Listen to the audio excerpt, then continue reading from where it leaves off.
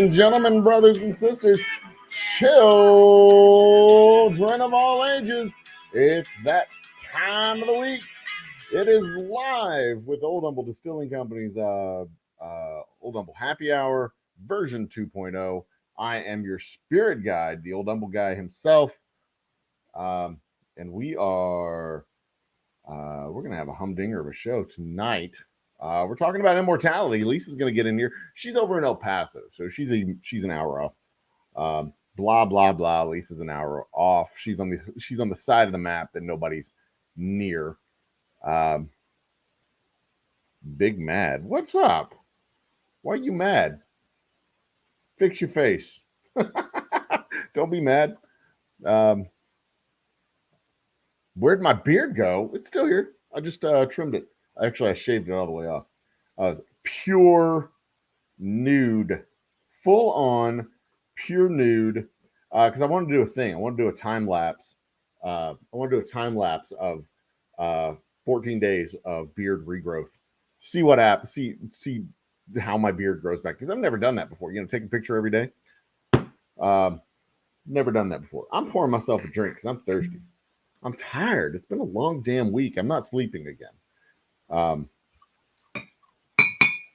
But you know, who gives a shit about me and my sleep schedule? So here's the thing. Well, let's get the housekeeping out of the way. Cheers to y'all. Thanks for joining us. This is the Old Humble Distilling Company Happy Hour version 2.0. Version 3.0 is coming in March, I think. Don't hold me to that though. I appreciate everybody. Don't forget to subscribe, sign in, or subscribe, like the video, and blah, blah, blah, blah, blah, do all that shit.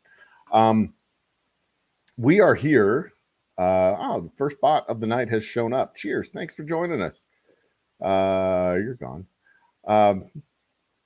And my main man, Jeff, is in the house. Devil's Hour as well. If y'all have not done so yet, go check out the Devil's Hour. He is doing some fantastic work out there in New York. I am glad to see you, my man. Lisa will be joining us, my real wife and my distillery wife. She'll be joining us shortly. She's in that city, El Paso. She's on the side of the map, so she'll be here soon. Anyway, housekeeping stuff. We're open this weekend, but we won't have a band. Live streams. We're going to have a live stream next week when we are making our rice whiskey. It's going to be awesome. And then the Old Humble Roadshow is kicking back into gear in February. I'm going to be making 20 appearances across the. I'm scheduling 20 appearances. I don't know if I will be able to make all 20 of them. So the shop will be closed on weekends in February in preparation for, drum roll, please. Drum roll. Let me see here. There. That counts, right? The camera angle's awfully high, too. I'm not high. The camera angle is. Fix that. There we go. March 5th, the first ever Old Humble Mini Music Fest will be at the distillery, featuring several bands, which we will be announcing tomorrow. Y'all get the sneak preview of the announcement today. We'll be announcing it tomorrow. The full slate of bands, the full slate. It'll be from, will be open from 1 to 10. The bands will start at 3 or 4. Music, food, whiskey. We may even have strippers. I'm not ruling that out. We may actually have strippers. There's a lot going on in chat, and I am not watching. Cheers to No Limits and Jeff with a G over at Devil's Hour. And I saw others. Who else was over here? I thought I saw the fishing guys. Anyway, cheers to everybody over there. Yes, my real wife. I said my real wife. I do have a real wife. She makes appearances. Y'all have seen her. Y'all know who she is. Who else was? I know I saw somebody else here. Maybe it was the bot. Anyway, doesn't matter. What's this? I was happy because I was. Oh yeah, you did clip Texas. You sent me a message today. You were just there on the edge of the map as well, up there in the big, what Amarillo is gold? Amarillo is gold, or is that yellow? Whatever. You were up there in Amarillo. Big, I'll call it the Yellow City. No, because that should be right. Yeah, my son gave me shit for my accent the other day. We were in Louisiana, and oh man, that is some delicious whiskey. Anyway, we were in Louisiana, and I called it the A&W, and he goes W. That accent, I'm like, that's how the letter is pronounced. It's TUVWXYZ. It's a W. Dumb little kid. I'm gonna cut him out of the will. I'm gonna have to get some stuff put in the will first. Mr. Great Shot. Cheers. Great catching me live. That is that Kevin? Well, glad you caught me live, my man. Welcome to the party. Still looking for a bottle in Austin. I can help you out with that. In fact, let's do that right now. I'm going to pull up my inventory list because I have updated the inventory list. I have it listed in Google Sheets. We'll count this as housekeeping. The big conversation starts in 30 minutes. We'll start this off. Where is my sheets? Okay, so I've got my Google Sheets open, and I will tell you in Austin where you can find a bottle. I currently have it on the wrong page. Whiskey, where's my whiskey chart? Straight whiskey inventory in Austin. I mean, I'm pretty sure we have it in some stores in Austin. We do not have the rye in Austin yet. The rye will be probably joining the ranks of whiskeys in March. So just bear with us. Let's share this screen. Share this Chrome tab of my... I don't think this is any sensitive information that y'all can't see. It just tells the amount of bottles that we got in various places. I'll put it in the small window though. Let's do that. Yeah. All right. So this over here is this is how I keep track of where I have stuff. And as of, wait, I need to go back to Austin. We'll trim these cities down to just the city of Austin, Texas. This is just our straight whiskey too. We are now in 100 stores with our straight whiskey. So that's super exciting. Austin. Yeah, we'll just go with Austin proper. And that will tell me we've got Highland, Brody Lane, and do we have inventory in Highland and Brody Lane? I believe we do. Yes, both the Highland and Brody Lane stores have inventory. 31 bottles in the Highland store, 10 bottles over in the Brody Lane store. And if we want to look at our special reserve inventory as well, dun dun dun. I think I have a spreadsheet also associated with the website that maintains the inventory, so I can update those stores on the website as well, so that we know where we can find everything. You know what? I think that's actually incorrect. The straight whiskey inventory. I think I have. Yep, this is filtered. So let's do. Well, this is great, isn't it? Select them all. Oh. Trim this back down to just Austin one more time. So the rules of filtering, you gotta have them all in order. There's the rest of my Austin stores.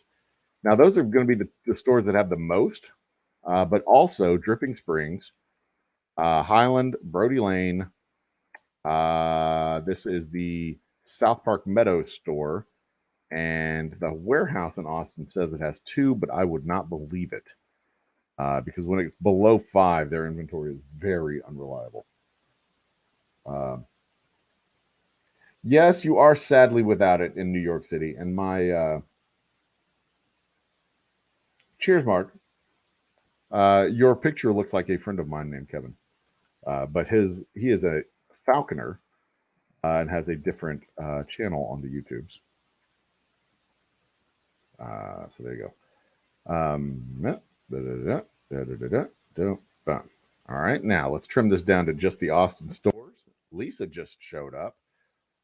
Just the Austin stores, and we've got clear that, clear that. Give me, nope, that's Addison, not Austin. Show me Austin. Austin, for the special reserve, my friend, you will find it in the Highland store, Brody Lane store, the Arboretum store.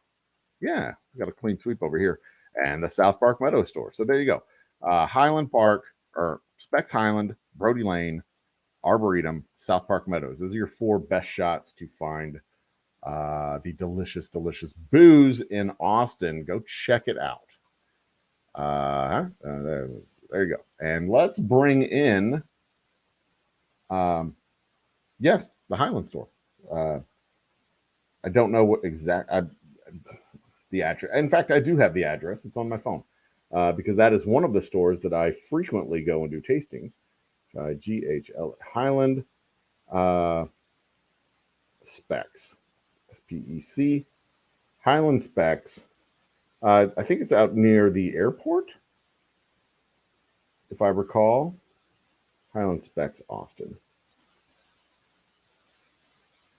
Sorry, AUSTIN. Highland, Austin. Where's it at? Well, you know, tough shit. I can't find it just now. It's around.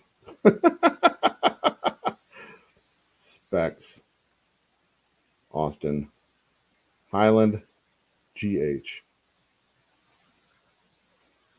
Yeah, I'll look up the address in a minute. Lisa's in the house. So guys, put your pants on. Got to be appropriate because the women have arrived. I'll give you a second, and we'll let her in. All right, everybody decent? Everybody decent? You got your pants on? All right, Lisa, my friend, what is going on there? That's the wrong picture. That one. Boom.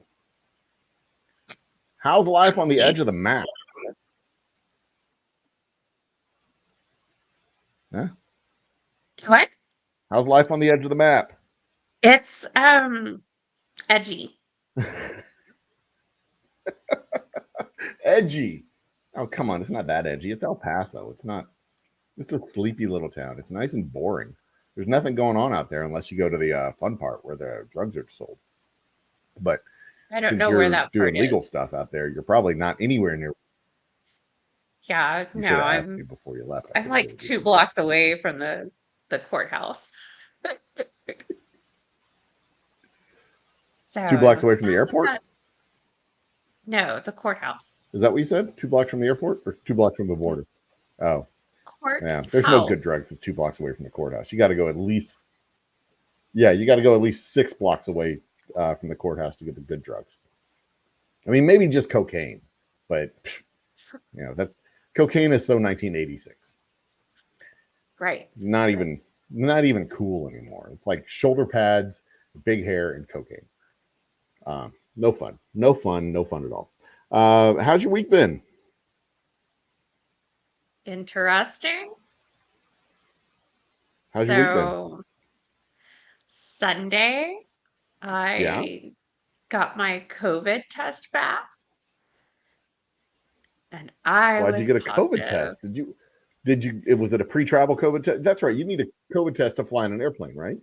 No, I'd been to Green Hall Are you lagging before on New your? Year's, and on Okay. January 1st, I woke up not feeling so great because, hardly anybody was wearing a mask at those 3 nights of concerts. I went ahead and got tested. So, yeah, I had COVID. Um, and I was supposed to go to lunch with my mom and my grandmother and my 2 aunts to celebrate my mom's birthday on Tuesday. And she lives about 4 hours away. And I was like, yeah, I can't go. So, No anyway, fun. no fun. And Yeah. I COVID's was no feeling fun. okay on Monday. There And are better then, ways to spend 2 days. Definitely better ways to spend 2 days. yeah, and then Tuesday and Wednesday, So here's I the was fun side just, effect that I've learned from the yeah. Well, here's the fun side effect that I discovered from my little experience with COVID over the new year. Um, my sleep schedule is completely ruined because I was camping out down here in the office. Uh, because she's got to work. She's a teacher. She's got to work. She doesn't need to be exposed to me. So I was down here trying to stay away from the kids, but the air mattress is remarkably uncomfortable. So I was trying to avoid actually sleeping on the air mattress for any extended amount of time. So I was staying up dumb hours, and especially when everybody goes to bed and I could unmask and like breathe freely. Uh, that was nice, and I'd go sit and watch my TV when everybody was asleep. So I was up from like 10 to like midnight, and then I didn't really want to go to sleep on the mattress because that mattress kind of loses air a little bit, and then I'd be sleeping on the ground. So I kind of wanted to minimize the amount that I was actually sleeping on the mattress. So, I'm getting to bed around 3 in the morning. My sleep schedule is stupid. It is dumb right now. I'm waking up at midnight, and I can't sleep anymore, and I have to come back downstairs because I'm just laying in bed wide awake, and I come downstairs and I'm still up till like 3, 4 in the morning. I need to get that shit under control because this is driving me crazy. I just, It is like, driving I me was feeling absolutely okay on bonkers right Monday, now. and then Tuesday and Wednesday, I was exhausted, and that's frustrating because I'm like, I have Tuesday, stuff to Wednesday do. this week, like yesterday, Wednesday, Yeah, like Tuesday and like yesterday, Wednesday, Wednesday, or Wednesday last like week. yesterday, Oh man, Wednesday, and the day before yesterday. yeah, So, gotcha, yeah. gotcha. Yeah, I mean, I So feel you. I understand. I understand. Tuesday was my It's last tough. day And that was the other that was the thing that was also tough for me because it was that Monday. Let's see here. Sunday after the second, I was on my back sleeping like the whole day Sunday. Monday, I was on my back sleeping the whole day Monday. Uh, Saturday, I slept most of the day, not the whole day, but it was also the day after New Year's. So it was like, or it was New Year's Day. So like I was tired all day anyway. Anyway, anywho, I'm glad you're feeling fine now or feeling better now. sure. I still feel I'm glad, tired. I don't know how long I'm gonna last on this because, you know, I'm I'm in but the test was negative, no, right? no. Test was positive Oh, the test was positive. Well, how do you get on the plane if you had a positive test? because I had the test was I took the test Thursday and my last exposure was the Okay. 31st. So, Thursday last week. um, yes, I just didn't get the results until Okay. Sunday overnight. This kind of makes me look like I'm interrogating somebody. Well, at least they want to know if you're There's on a passenger the Polar Express.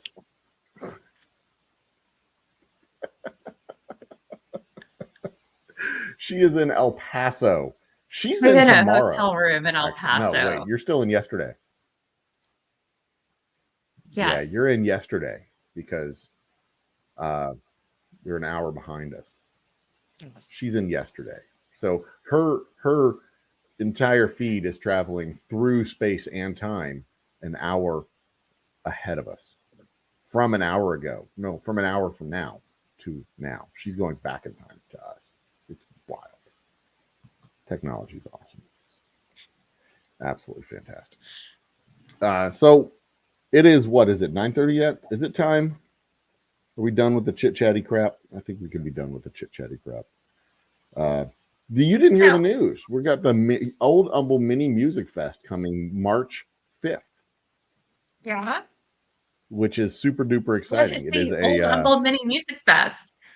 yeah, we've got it will be uh,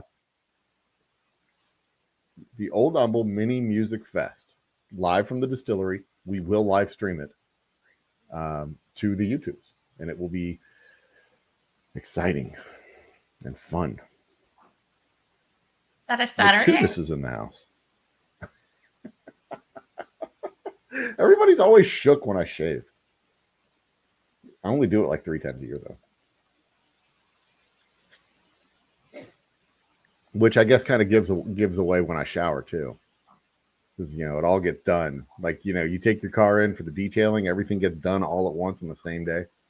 Yeah, that's, you know, just good for the whole job, undercarriage and everything, 3 times a year, whether I need it or not. And usually I need to shave at least 3 times a year. You have no idea what's going on, do you? Me? Barely. I mean, I'm watching the live feed on the YouTubes over here, and like like what I'm seeing from you, like I can still see you move, but then you freeze for a minute and then you come back, and it's like you have no idea what I just said. I mean, you're coming through just fine over here. But I can't see you freezing on the YouTube feed on my phone. Yeah, I can't see you freezing on the YouTube feed, but I see you freeze on my monitor. So I wasn't sure if you were freezing in real life or if it was happening. I think there's some kind of a temporal anomaly going on. I think it's probably on your end because you always have the internet problems. I think it's probably the La Quinta. The La Quinta's giving you shit over there. Hey, I'm not in a loft. I do. In fact, I've been having a problem with my computer the last 3 days. And it turns out what the problem I was having with my computer was that Adobe was trying to update. Oh. Yeah. Well, Adobe was trying to update, but I didn't have enough disk space for Adobe to update. So every time it was trying to update, like my computer was freezing up. So I had to delete a whole bunch of files. So that was fun, I guess. Joe is drunk. Joe's not drunk. Joe doesn't get drunk. 30% of the time, I'm just drinking water. It's colored. It's mostly water. This is like 55% water. I'm not drunk. Your think is I'm drunk. You are. That's how it is. So I told you last week we're going to talk immortality today. Right. Did you give any thought to immortality over the course of the week at all? I did. Or are you just coming in here raw? No, I gave some thought to it. I have a bug bite on my arm. But can we talk about why I am in El Paso first?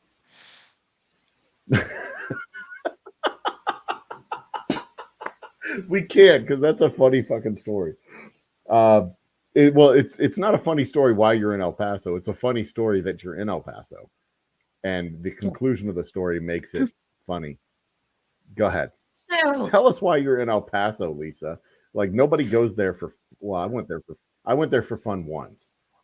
I have never been to El Paso. That's for another time. Tell us, Lisa, why are you in El Paso? So we have this case, and it involves a really bad accident with a semi truck, and it was bad. So anyway, there are some legal issues with it. So in November or December, I wrote a motion to try and get the case dismissed against my client.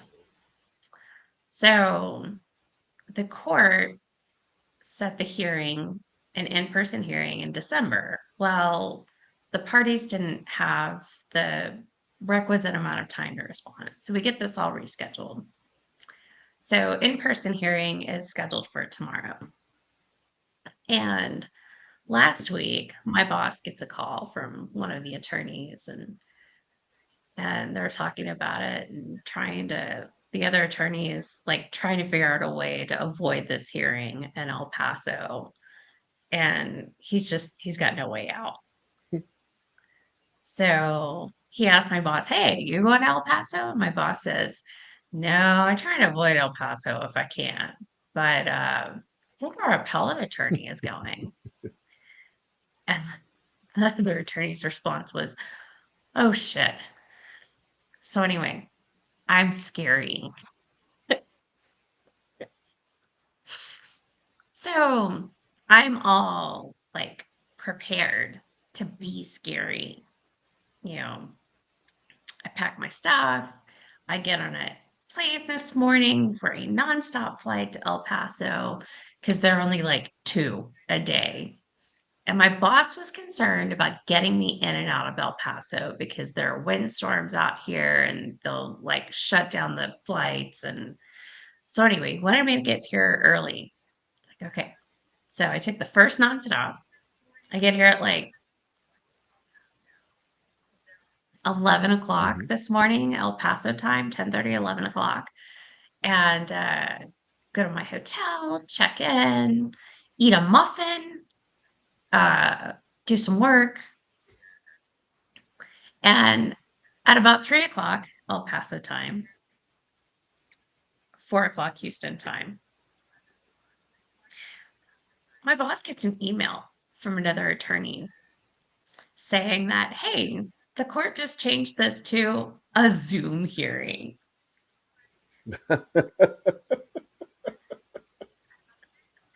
So my So that whole boss trip was for emails nothing. me. My boss emails me and he says, hey, we didn't know this, but we know this now. Lisa, you in El Paso? Yeah, I'm here. So anyway, um, get the Zoom notice a little while later, and it says proper courtroom attire required. I'm like, is it now? So, Proper courtroom required. Proper courtroom attire required for a Zoom call.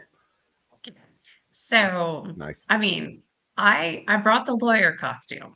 I got the suit, I got the heels, I got my little rolling computer bag that I packed everything in.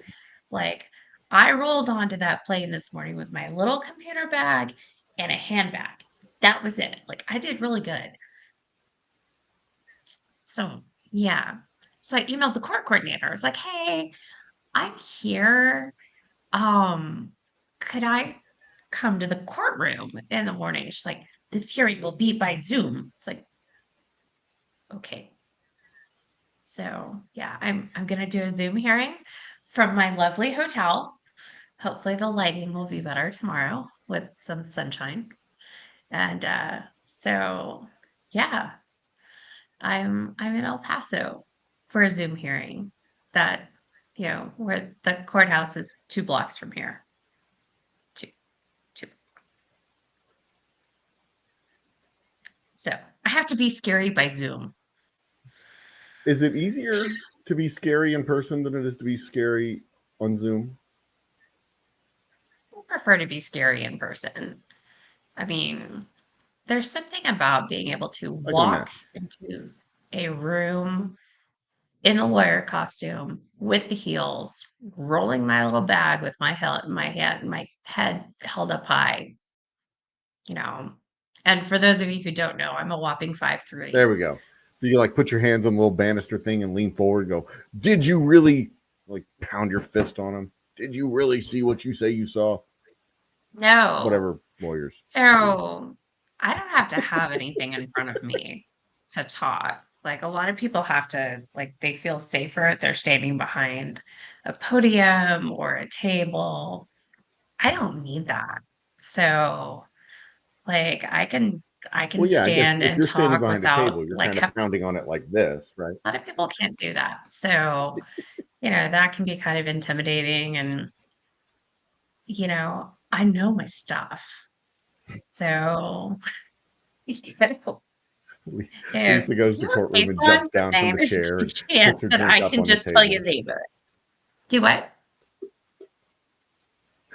What you say, Joe? You like hop down from the chair and you put your drink up on the table and scurry across, stand up on the phone books. Yeah, yeah. And I also like I don't get dramatic. I don't yell. It's just very calming and reasonable, and it it's very scary. It's like a subtle scary, but let me tell you, it will make ice flood through your veins.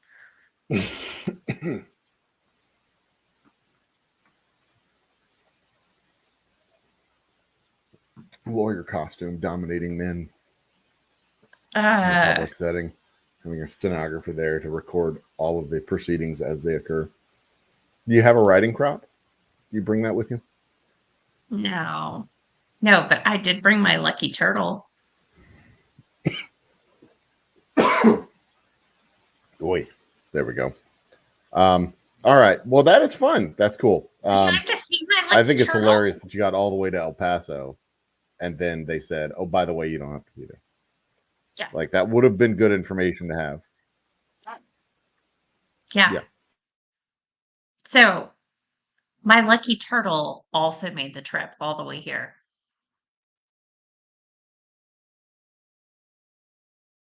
Joe, you're frozen.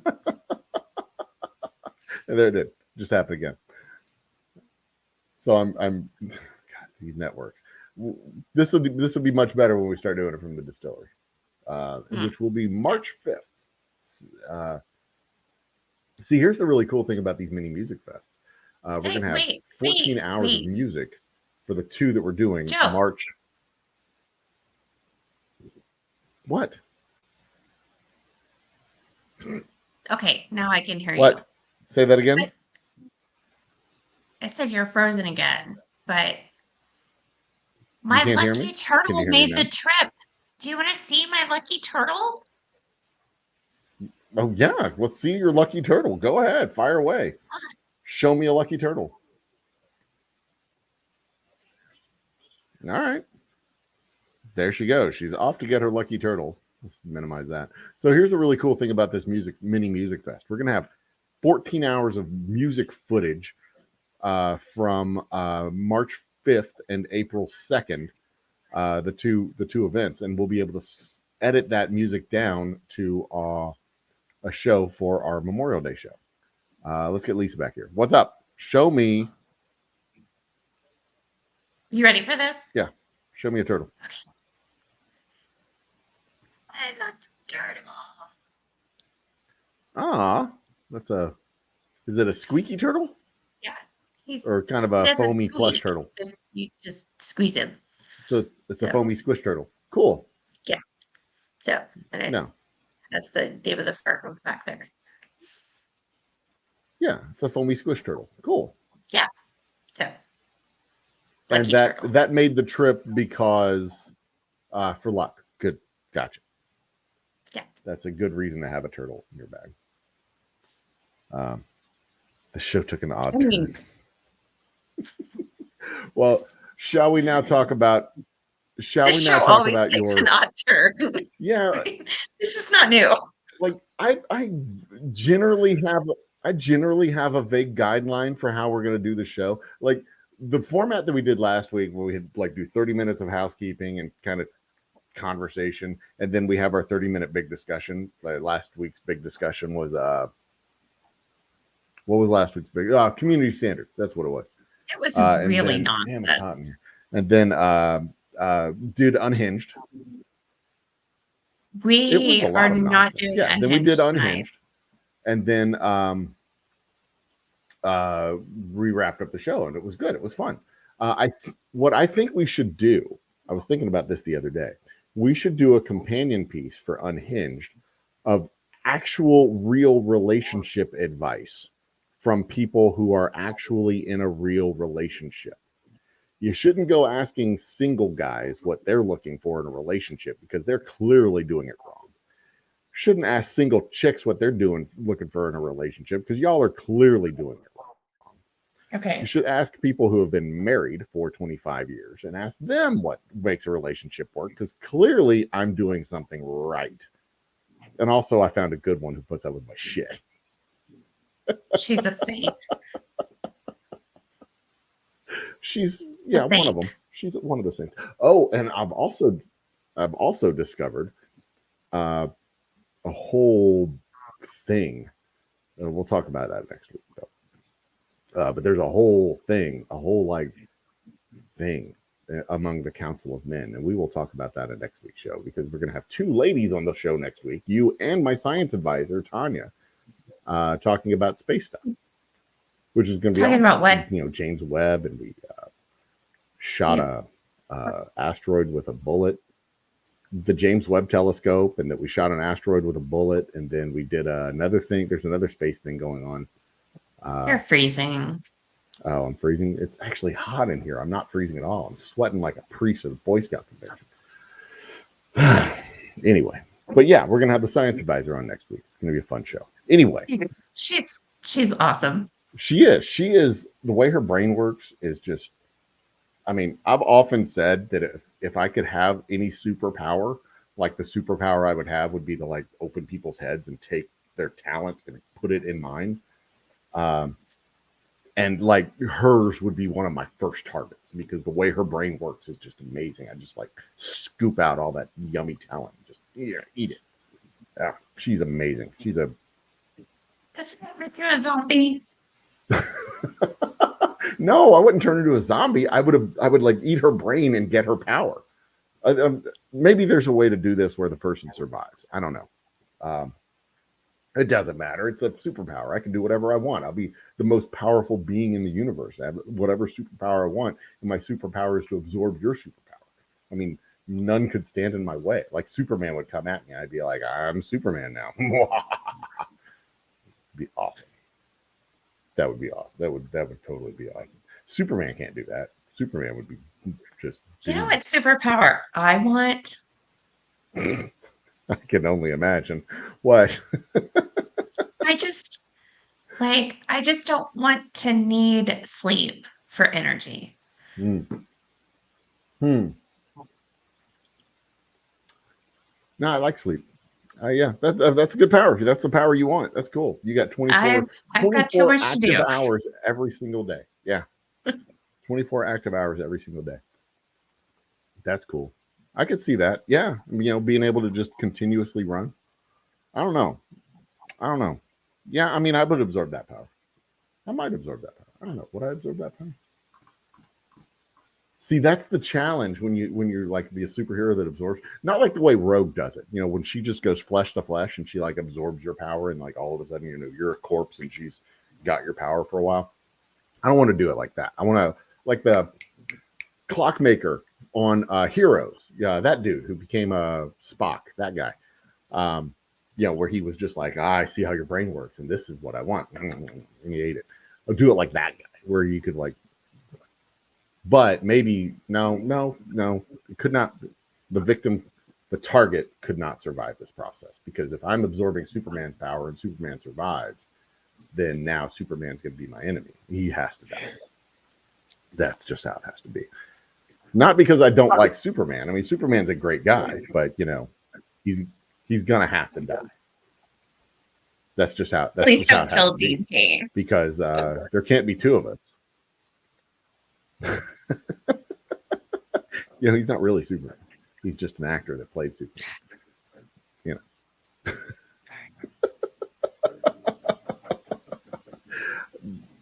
Yeah, I need to get Ryan Adams in here. Ryan Adam Wells in here. We need to talk about superhero powers and how that would function in real life. If you had. Although, I mean, we could have an in-depth discussion in The Boys. That was a great series. That is a great series. Anyway, that's a whole nother show. That's a whole nother topic. We're talking about immortality today. That was your homework last week to think about immortality and the effects and the ramifications and the benefits and the challenges and all that stuff. I think, and here this is a controversial thought, and I'll just throw it out there. If people were immortal, it would lead to communist societies all across the world because there would be absolutely no value to wealth because you would have an infinite life. You would have infinite wealth. You could make and lose fortunes again and again and again and again and again and again and again. And food would have no meaning because you can't die from starvation. You know, shelter because you're immortal. You can't die. You're immortal. You're immortal. So Yeah, but I mean, could you I be would think that miserable? money would have no Could you be value. Money hangry? would have no meaning. Wealth would have no meaning. Oh, sure, you could be miserable. I would think if you were immortal, you would be miserable. You would be perpetually miserable for most of your, well, for a good chunk of your existence. I think you would be, because Like, at some you point you've deserve done everything. most if you're immortal. Say that one more time. I said, how do you measure most if you are immortal? Oh, well, exactly. I mean, more often than not, you would be unhappy. I think you would be a very uh, a very cranky pants individual most of the time. More often, more encounters than not, you would be very cranky. Especially if everybody you knew was also immortal, and you had to hang out with all those people all the time. I mean, eventually, I would assume that eventually you would have to stop procreating because there would be too many people. So you like the whole death recycling process is very valuable to living systems. You'd have to stop having babies. You could not have more babies because eventually there'd just be like everybody standing shoulder to shoulder on every inch of land everywhere in the world. You'd have to create like a space flight just to get away from these people.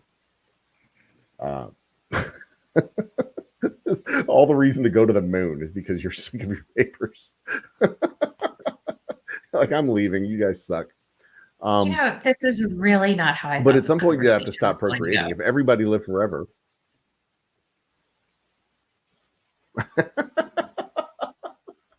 well, okay. How did you imagine this conversation go? Let's I bring it had back on high track, hopes. onto a track. Which track? I had high hopes of like existentialism and what how humanity fears death and you know admit that life Well, is with immortality, there finite would be no and fear of death. it's just That's not just the the tack thing. that I thought we were going to take. That's all. If you have immortality, if you can't die, well, let's say you can die, but not from, And that's not like, your immortality. body doesn't wear out. The only way you can die is if you get, like, you can get killed, or you can suffer catastrophic damage. You're not impervious. You're not invincible. You're still a person, with all the stuff that people do and have, blood and guts and skin and whatever. You just live forever. Well, okay, let's cut it back from forever to an extremely long amount of time. 200 years. 300 years. Let's go 300 years, because 300 years is a long time. Like, a really long time, 300 years, especially in terms of like human life. That's a long time. It's a And long like time. civilization innovations and all that stuff. I mean, think about what things were like in 1700, early steam engine days. 1700s, early steam engine days? Or steam engine was 18. No, steam engine was 1600s, right? I got that right? No. Was it? The Industrial Revolution. Yeah, the Industrial Revolution kind of started in the 1600s. I'd have to look that up. I can't remember. Chat, you look it up. You tell me. No, it was late 1700s. Oh, shit, I don't even know. I can't remember. My brain is not working properly. Anyway, let's say 300 years. We'll give it so you're not immortal. You're just really long, really, really old, really long amount of time. I still think that'd be a challenge, And if we woke up in the morning and people were, think of how long people would work. Their working life, instead of working 20 years, they work 40, 150 years, 200 years. You work for 200 years. How many jobs you'd have, how many careers you'd have. 200 years would be enough time for you to learn 20 different expertises, like piano, French, I mean, whatever, wood carving, carpentry, I mean, whatever, name a skill, watchmaking, 10 years is enough to be an expert in that stuff. If you're working for 200, that's like 20 different, like full on careers. You could be a doctor for a lifetime, a normal lifetime, and then go off and be a lawyer for a lifetime, and then go off and be a physicist for a lifetime. I mean, it'd be crazy. Like nobody would ever retire. And then like we already ran into that problem 20 years ago when all the boomers just refused to retire. And then the whole next generation was like, guys, we would really like to have some jobs. And then they were like, we don't have any jobs. I'm still in it. You'd have to create new jobs and whole new industries just to put people to work or have fewer kids. But see, that's why I just never really understood how elven societies worked. When elves lived to be 1,000 years old in like Lord of the Rings and stuff like that, that just didn't make any damn sense to me. Because like, how do you have economies that work when you're 1,000? When you have people who live to be 1,000 years old? How does that work, Lisa? How does that work? You explain to me how that works, so that I can understand how the Hobbit is a thing.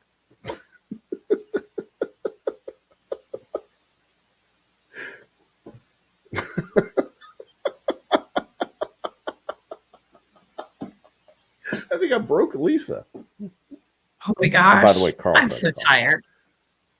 I'm so tired. I'm in So if Carl, you're watching, hi. Cheers.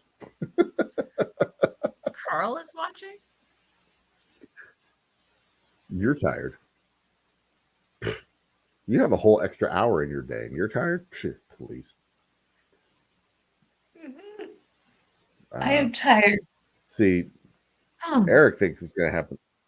Eric thinks it's going to happen with just longer life expectancies. See, I don't know. I'm not sure that it's a good thing for people to live. I don't know if it's a good thing for people to live 150 years. I like the fact that life is relatively short and there's an urgency to life. There's an urgency to doing things. We only get really 1-2 chances at careers in our lives. Your first jobs, your first career, they develop into a career. And if we're lucky, we get a shot at a second career sometime in our 40s or 50s, and we get a chance to do a second one, a do-over sometimes. Not everybody gets a chance to do that. That's, but, we live long enough that we get a chance to have 2, sometimes 3 acts, and in our adult life.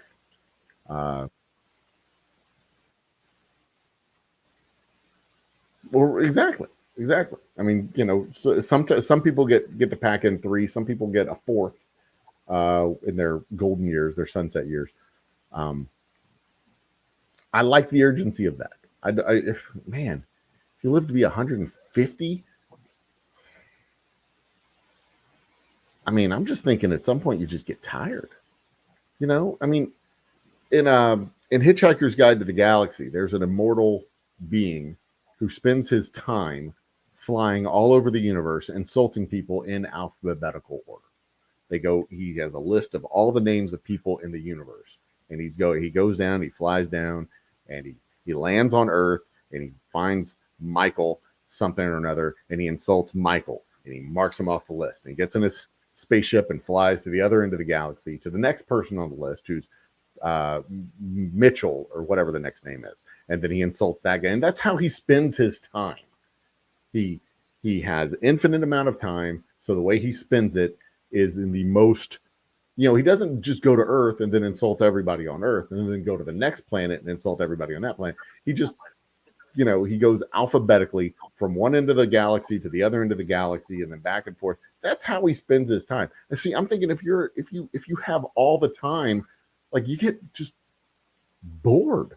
Like, what do you do when you're 120 and you've seen everything and you can't, your body's breaking down. You can't really do anything anymore. You just like read and Sudoku, sleep a lot. I mean, Of course, I say that as a relatively healthy 45-year-old guy. So,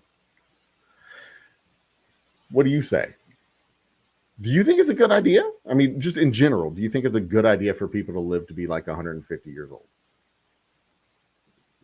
Would that be beneficial to humanity if people had a useful life, say a useful life of like 100 years, and then they were just like 50 years of just breaking down, as opposed to how it is now, where we're like 50 good years and then we start breaking down for the last 20 years?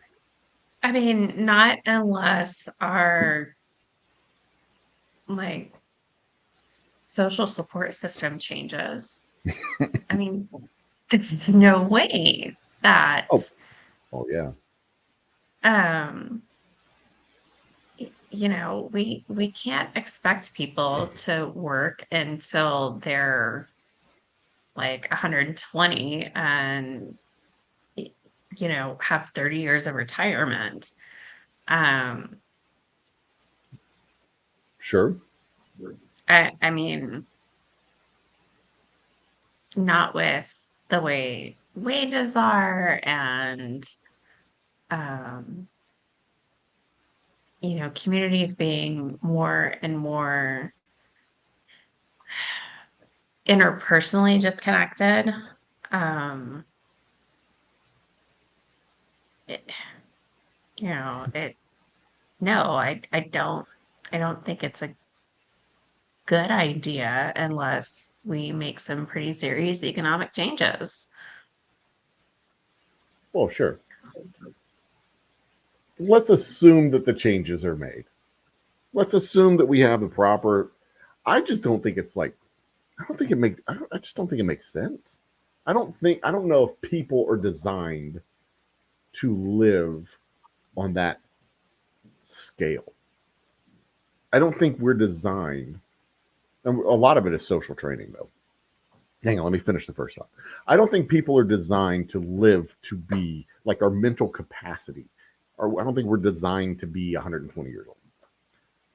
Just to,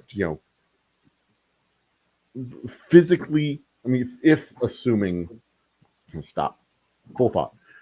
Physically, currently, I don't think we're designed to be 120 years old.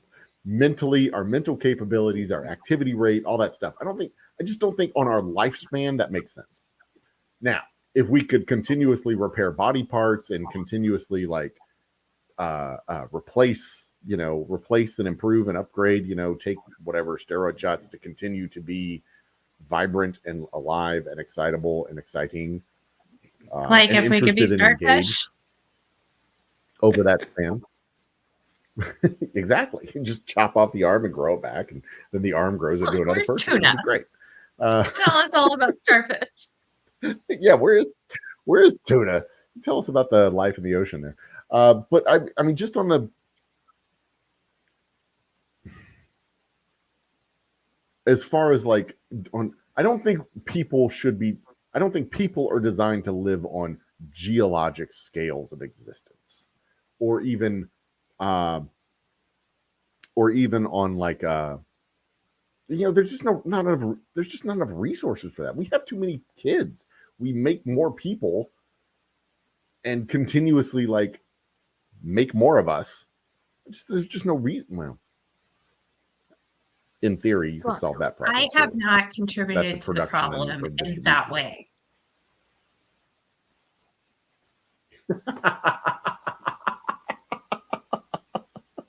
No, you just kidnap cats and perpetuate their existence. If you didn't save those cats' lives, they just show up. And then you never let them leave. That's not kidnapping. That's just giving them a good home that they can't leave. Oh, so just keeping them hostage in a really nice cell. Right. But yeah, I mean, I mean, it would be cool to be able to like get on a ship and go to wherever, fly from Earth to Alpha Centauri or whatever and come back and like be on the road for 5,000 years and come back and tell people what you found. But how bored would you be flying in a spaceship for 5,000 years? There's nothing in space.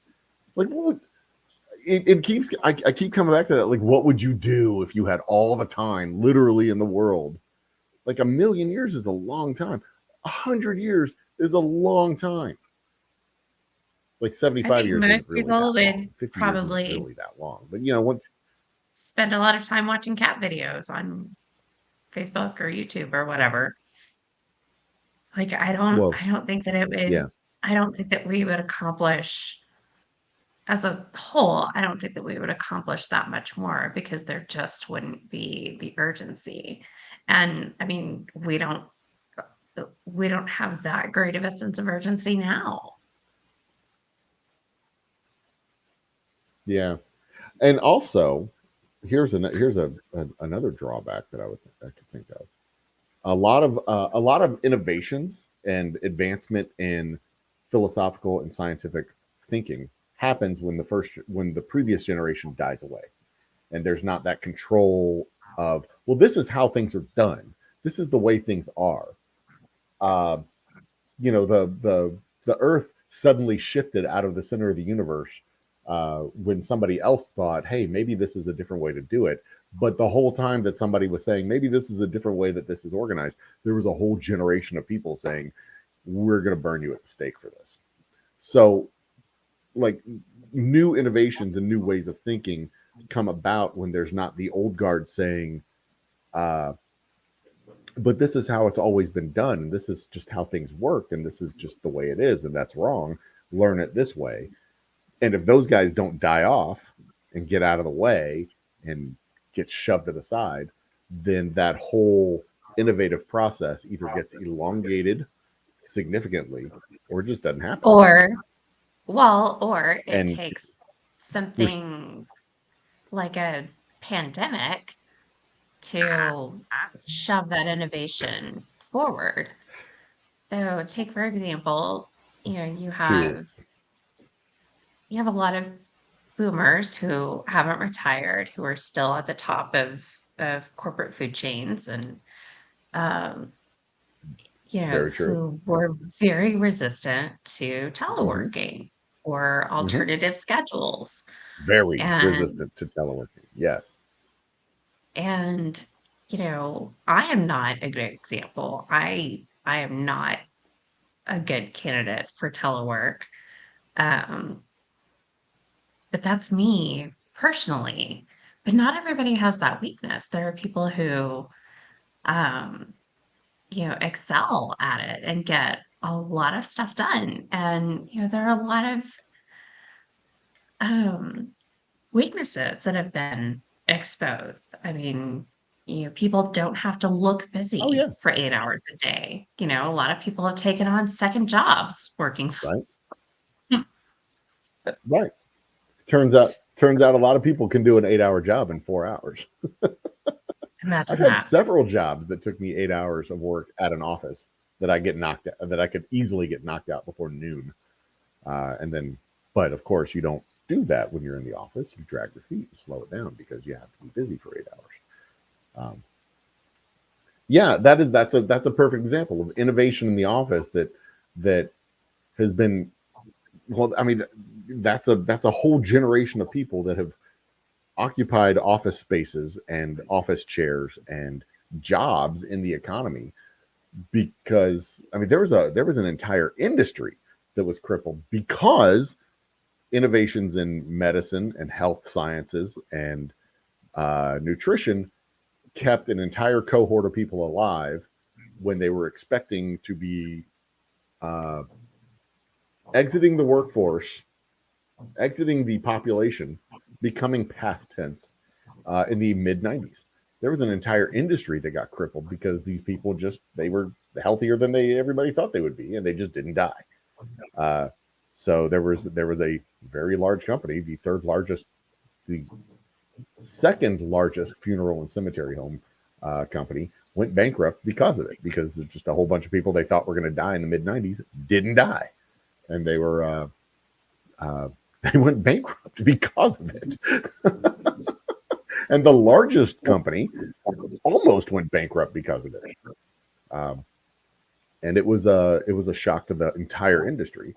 And kudos to them. Like health sciences and medical sciences, they keep people alive. We keep our nanas for longer. Everybody keeps their paps closer to home for just a little bit longer. You get an extra 10, 15 years out of these folks, and you get more stories and more times and more Christmases and all that cool stuff. That's great for the society.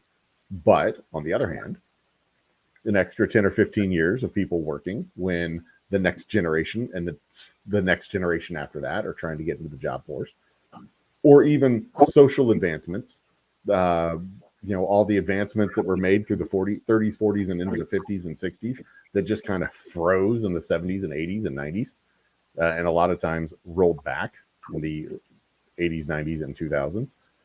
I mean, how much sooner would we have had gay marriage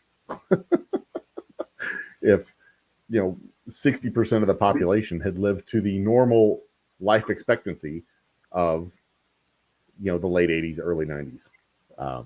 And again, I'm not wishing death on anybody because that sucks. But, well, it sucks for everybody else.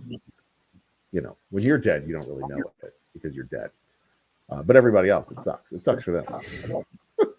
Nobody wants their grandmas and great-grandmas and great-great-great-grandmas to die. Nobody wants that. And moms, I suppose, too, if there's moms, too. Nobody wants those people to, or grandpas, dads, uncles, aunts. You know how everybody's related. I have an interesting story about the way people are related, but that's for another time. Anyway, what was I saying? Oh, the political innovation, the social development and political stuff that steadily advances, and each new generation carries it forward. But that next generation just has to wait, and instead of getting in their mid 20s and their idealistic late 20s and early 30s, they have to wait until their late 40s and early 50s. And then you have people like Ted Cruz, and it sucks for everybody. He was in his late 50s when he started, anyway. And we're stuck with Ted Cruz. But that's an unexpected ill from long age immortality. Tuna's in the house.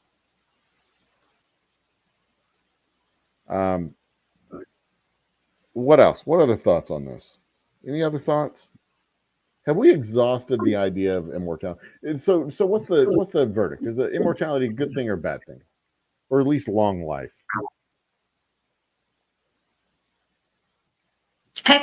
Lisa. I think we're kind of pushing the bounds of long life good, long life bad. Well, I think our life expectancy now is kind of pushing the bounds of what's sustainable. Mm-hmm.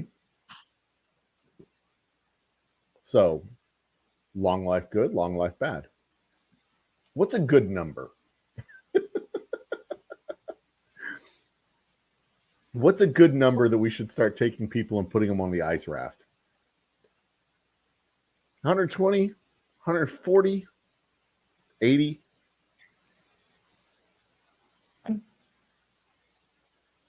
So, you're a mess. Don't they have lobsters that live forever?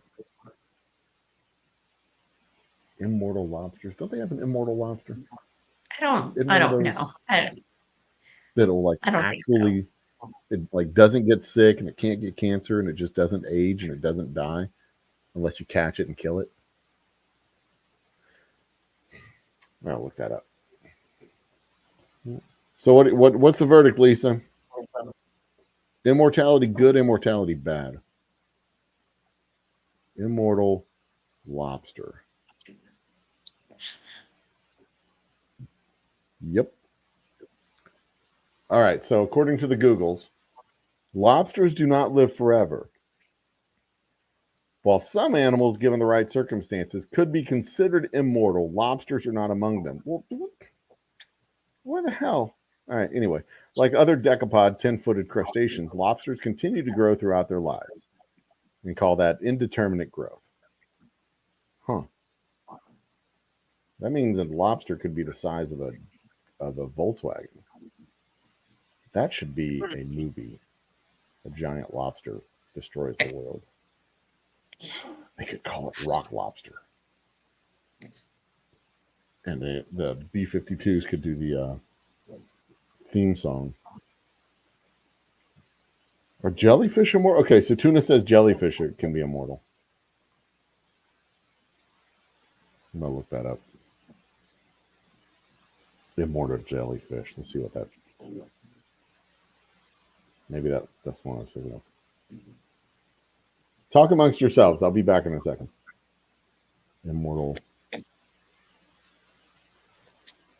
Joe's gonna look for jellyfish Immortal that live forever. jellyfish. Turriposis dornil, also known as the immortal jellyfish, is a species of small, biologically immortal jellyfish found worldwide in temperate tropical waters. Ooh. So that means it's biologically immortal. That means that this jellyfish may die, but it can clone itself and create another one. So this particular one may not live forever. But so that's an interesting question, dude. If you clone yourself, you have a whole nother set of memories in the whole different brain. That can't be considered immortality. Like cloning yourself can't be considered immortality. Can it be considered immortality? That can't be considered immortality. Can it? Nah. I mean, biological immortality is not the same thing as living as actually physically being an immortal being. That can't be the same. That's entirely different. That's a whole different subject. That's a whole different idea. And I don't like that either. That creeps me out. The whole idea of having backup bodies just creeps me the fuck out. I don't like that idea at all. So we got to outlaw that. And we got to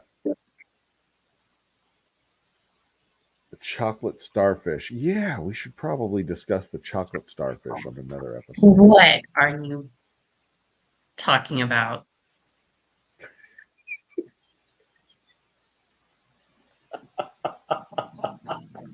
Chocolate starfishes are there's about, what is it, 7 billion of them in the world. They're concentrated in China and India. Yeah.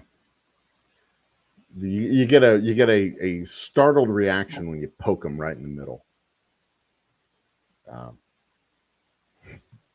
Sometimes they'll eject. Anyway, yeah, it's a butthole. Chocolate starfishes are buttholes. We could discuss that on a different show. No. Get that one.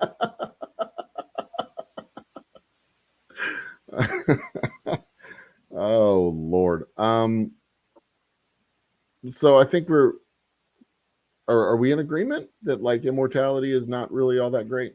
Like I think we're in agreement. Probably has more harm than good involved. Yeah.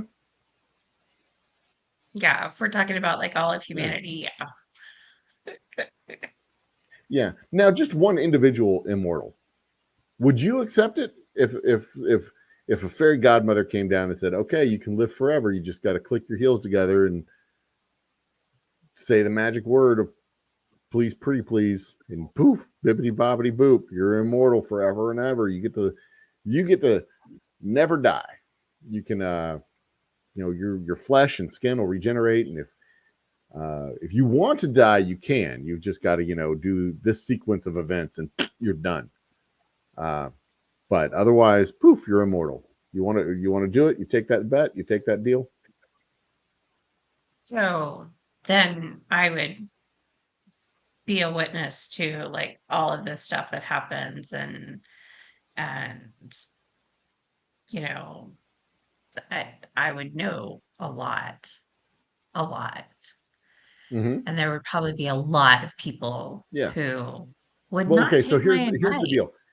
So when you that face I make? The curse is you can live for as long as you want, but when you decide it's time to die, you pull the cord, whatever, do the magic words.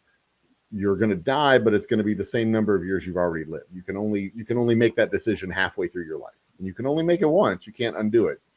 So if you live 500 years, you pull the cord, you're going to live another 500 years, and then you're going to die. That'll be the deal. Got it. Like, because then you can't be all like, oh, well, you're not really immortal because you're suffering grief. You can just kill yourself. No. Like, the longer you live, the longer you live. That's the curse. It's the benefit and the curse. It's the gift and the curse to combined. That's how it'll work. I'm thinking this through. All right. Okay. So would you take that curse? No, because you know that face that I make when I tell you something is not a good idea?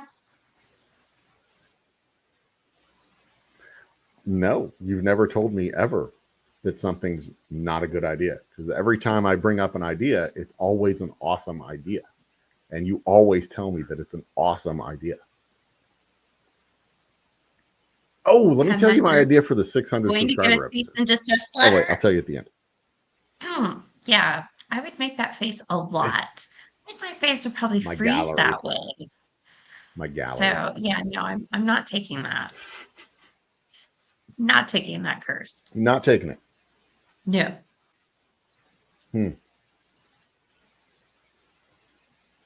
I don't know if I would or not. I mean, I would definitely see everybody I know die. But there's then you also would make new definitely an friends. ejection button. I would. I would make several new friends. Several generations of new friends. And I could convince more than one group of people that I'm a vampire. I could have fun with it, man. I could convince, I could tell people that I'm like a theoretical physicist, See, the challenge is that you can't ever be too famous. Because if you ever become too famous, like Nick Cage could never accept the immortality curse because he's so famous. At some point in the far distant future, somebody will be like, are you that guy that did like 150 movies in the 90s? And he'll be all like, no, I'm not Nick Cage. Like, why'd you think I was Nick Cage? And then he'd be busted. Like, get the whole scenario in my head. Then he would start yelling. There'd be a car chase. He would steal the Constitution. But he would also dress up like Batman and shoot his daughter. That was a different movie. Anyway, but yeah, you can't be too famous. You'd end up like that guy. And Paul Rudd could do this, and he would like forever. Who? Look the same. Paul who? Paul Rudd. Paul Rudd. Sure. Yeah. Yeah, but you see, it's not like I could build a coalition and become president. I couldn't do that because 100 years from now, 50 years, the president has eyes on him all the time. After you retire from being president, they're like, there's the president. You'd have to fake your death. I'd have to fake my death dozens of times if I got too famous. That's just how it is. And then I have to wait 50 years before I become famous again. Yeah. Faking your death's no fun. I got stories. I guess faking your death is actually kind of fun. It's the returning from faking your death and telling everybody, oh, by the way, guess where I've been the last 4 years. That's the awkward conversation that you generally try to avoid. Yeah. Anyway, so you just have to be careful. When you fake your death, you can't be famous again. Or you can't be too famous before you fake your death. You can fake your death if you're nobody. Nobody cares if nobody dies. Anyway, so you would not take the curse. I don't know if I would take the curse or not. I don't know because immortality and practical immortality are very, very different things. Because if you're like the first 1,000 years would be dreadful, but once you come to you're done. Once there's a finality to the thing. Yeah, see, that's what gives life value. That's what gives life value and urgency. When you know that there's a finality to it, when you know that there's a season finale, when you know that there's the last episode. Yeah. No, I probably wouldn't take the curse. I don't know. I don't know if I would take the curse. Do you get a flying car and a jetpack? I don't think flying cars are ever going to be a thing unless they're fully automated. We can have that conversation with Tanya next week. I don't think flying cars will ever be a thing unless they're fully automated because of the insurance liability. Cars are dangerous enough when they just go left and right and forward and backward, But if you have cars that go left, right, forward, back, and up and down, and you can get hit by a car from above, that would suck. I mean, that's a whole nother literally another dimension of danger in cars. And golden 70s would be the golden 700s.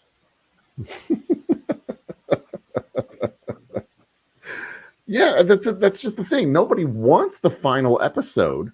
Nobody wants to know mortality. Nobody wants to be able to look into like the hourglass and see the sand coming to the end. But that's what gives value to the years that we have. That's what gives you the urgency. It's just, I mean, nobody wants to die, but I don't think anybody ever really wants to live forever. I think most people just want one more year. I've been in the room. And see, this is.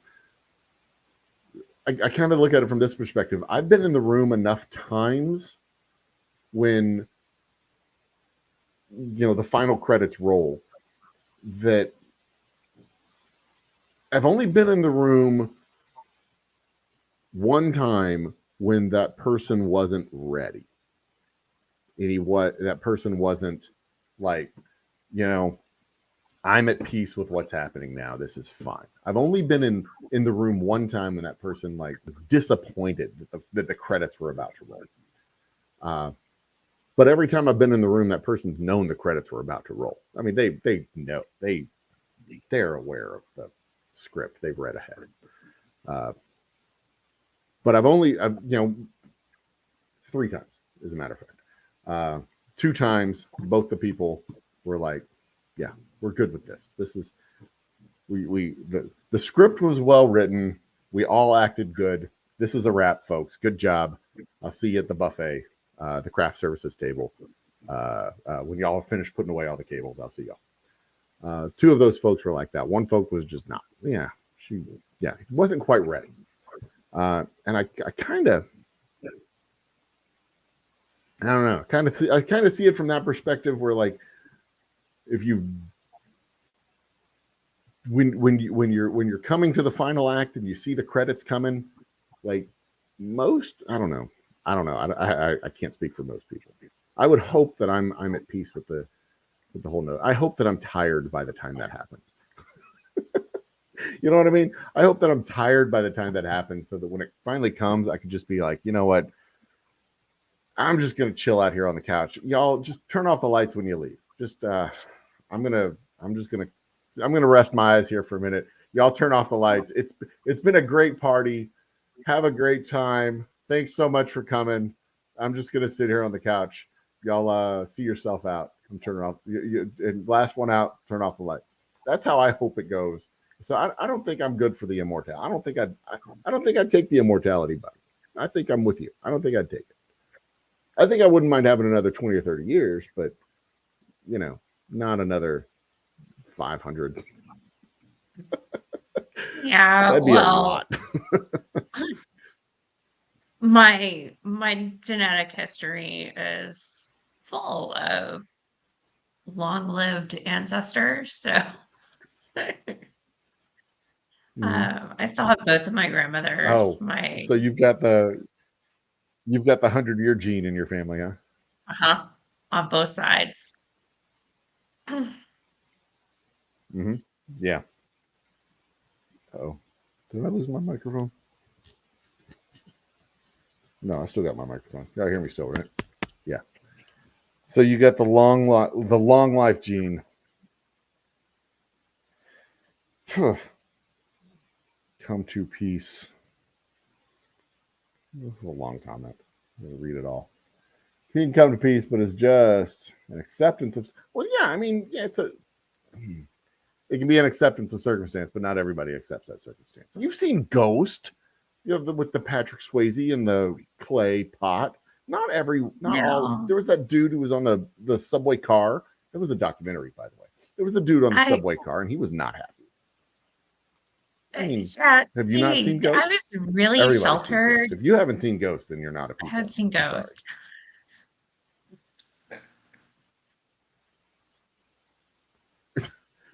You didn't see Ghost? Patrick Swayze No.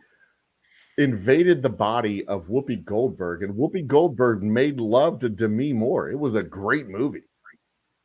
By the way, that's what happened in that scene. You saw Patrick Swayze doing it with her, but it was really Whoopi Goldberg because he was in her body. Anyway, spoiler alert. It's a 30-year-old movie. Spoiler alert. Unchained Melodies was the song. God damn, that was a long time ago. Yeah, that was early 90s. Any hoodles.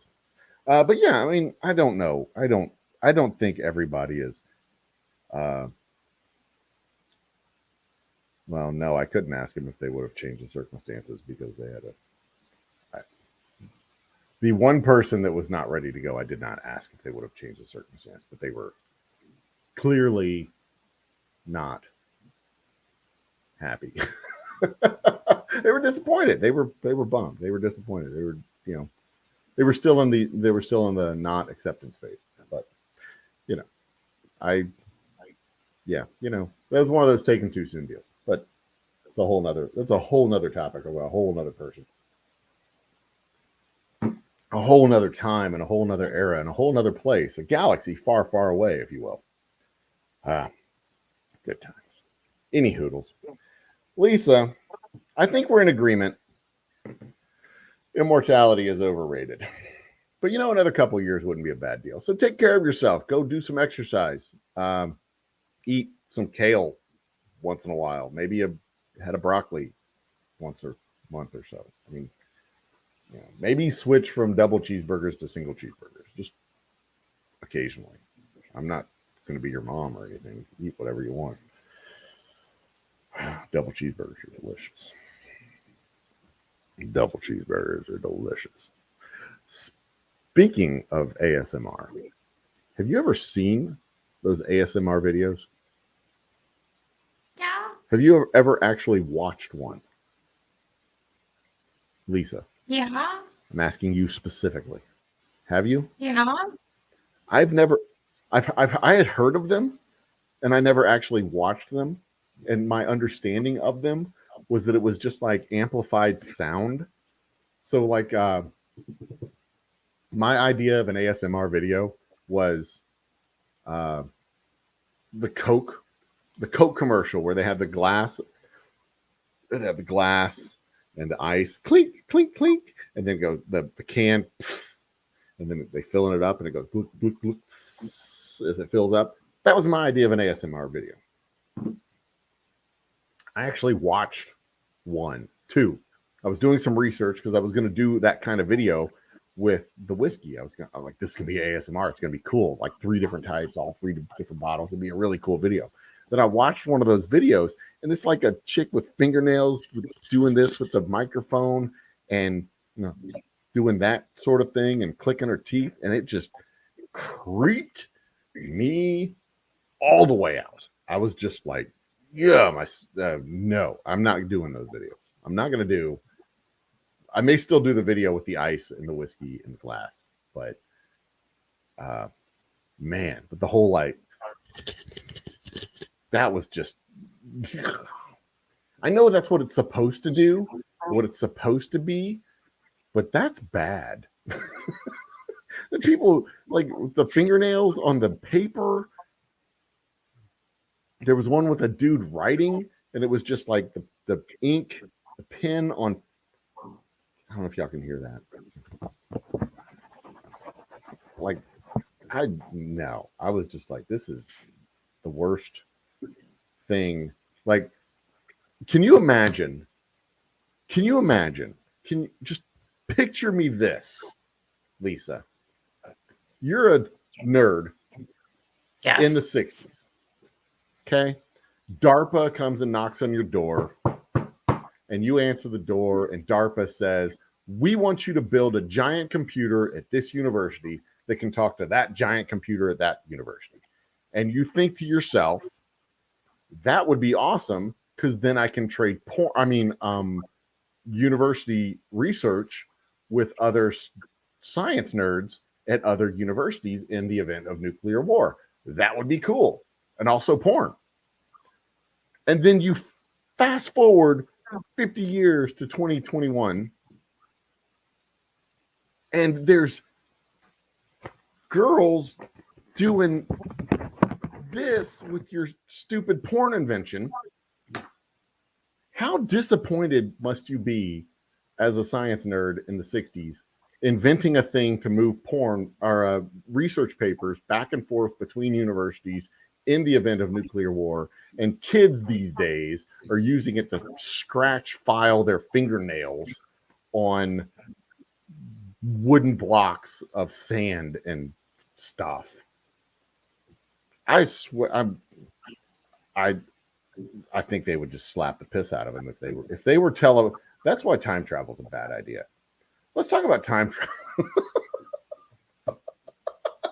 for another episode. Time travels for another episode. I think they would be sorely disappointed with how their porn share or research sharing invention would be misused in today's world on TikTok. That's the ASMR thing. Episodes of Bob Ross are considered to be ASMR. What is considered to be ASMR? Episodes of Bob Ross are I'm listening considered to to be you. ASMR. Keep talking. I'm sorry. So, happy little trees and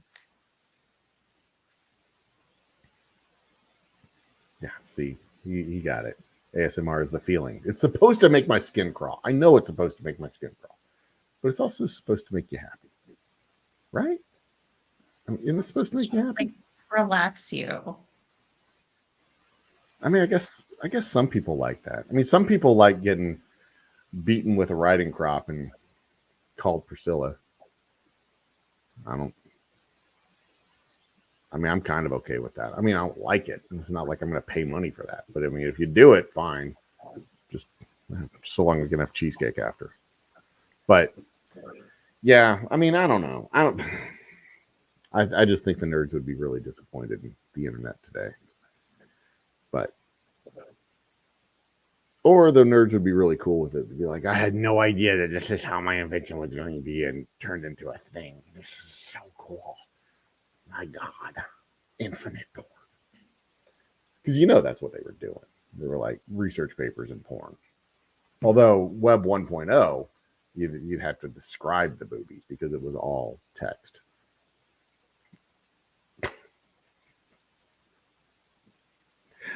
Goodness. So, Lisa, I think it's time to do our final housekeeping. It's 10:30 American time. What is it over in Mexico where you're at? I don't know. See, my laptop says 10:30. My phone says 9:30. I mean, I don't know. Are you that close to the international dateline that they don't know what time it is for real? I don't know what day it is. See, that's another thing that just confuses me. Like time zones, I get time zones. Like every 15 degrees, you have to have another hour.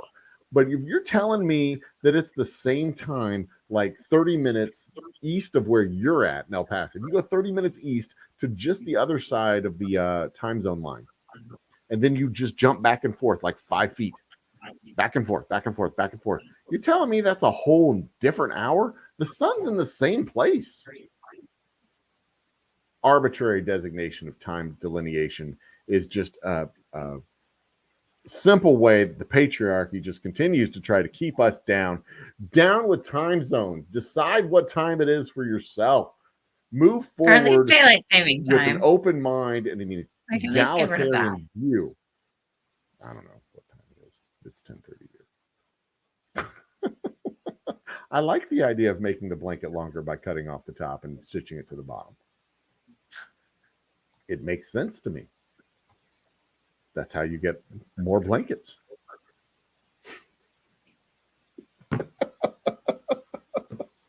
Ancient engine saying there. I think we can. Let me peruse. Glory to the Finarchy.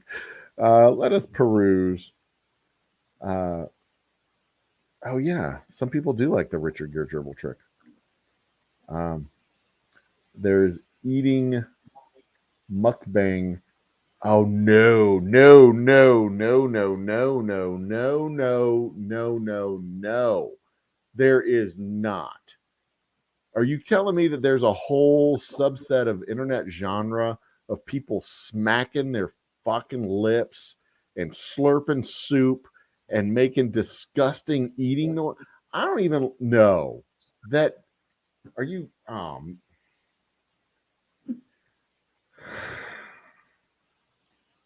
not going to be able to do anything now.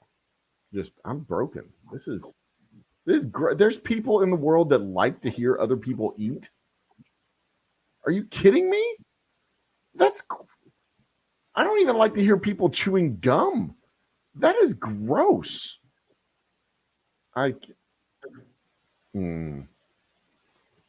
King crab versus butter. All right. See, here's the thing. I don't like crab.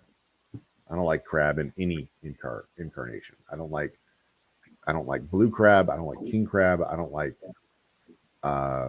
head crabs. I don't like vag crabs. I don't like any kind of crab. No crab. I don't like hermit crabs. I don't find them to be charming. I don't find them to be interesting. I don't like them. I don't like them here or there. I do not like them anywhere. I do not like them in a box. I do not like them in a box. Crabs can just go all the way through hell. And to be honest, I don't like crabs. Crabs are the worst. I don't like the texture of the meat. I don't like the way it tastes. Ugh. Nothing about you. Do you eat crab? Crab cakes, crab puffs. Do you eat crab? Any kind of crab meat? Huh? Yeah, Yes? I mean, like No? crab cakes or crab puffs. I do like those little puff things. I also eat imitation crab in grocery Yeah. store sushi. But What is imitation no, I've crab? never Is like that just like a do it. dolphin with it's a dolphin with little fake claws on his fins? Like I'm a crab.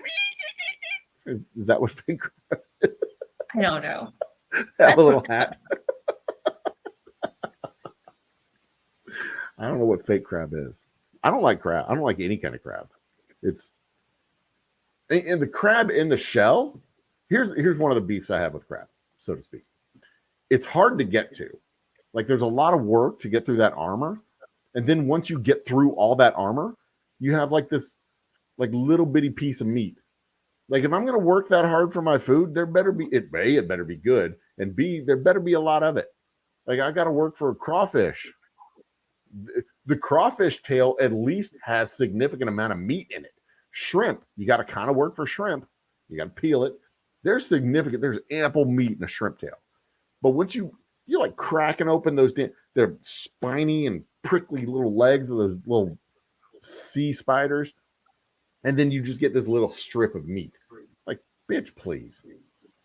I don't have to work that hard for any other kind of food, and there's ample food. Ugh. No, no. And then it ends up tasting like crab. It's like, come on. At least make it taste good. If there's just going to be a little bit of it, like a filet mignon, there's only a little bit of meat there, but it tastes good. Then it ends up tasting like crab. Bitch. I got issues with crab. Crab is yes, you do. bad. No. Made that clear to everyone that have issues with crab. Oh yeah, we need to get. Speaking of shit that I don't like putting in my mouth, you and my lovely wife, you need to get your schedules put together so that we can update on the Brussels sprouts episode. I don't know when y'all are going to feed me Brussels sprouts. Next week's episode is the science episode. The week after that is the what would that be? Episode 19? Episode 20?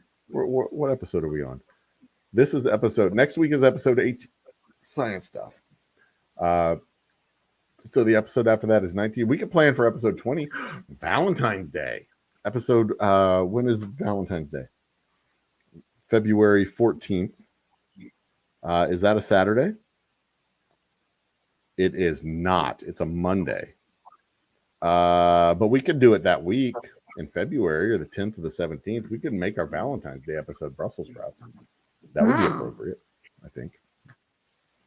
Have both of my wives in the same building making me food.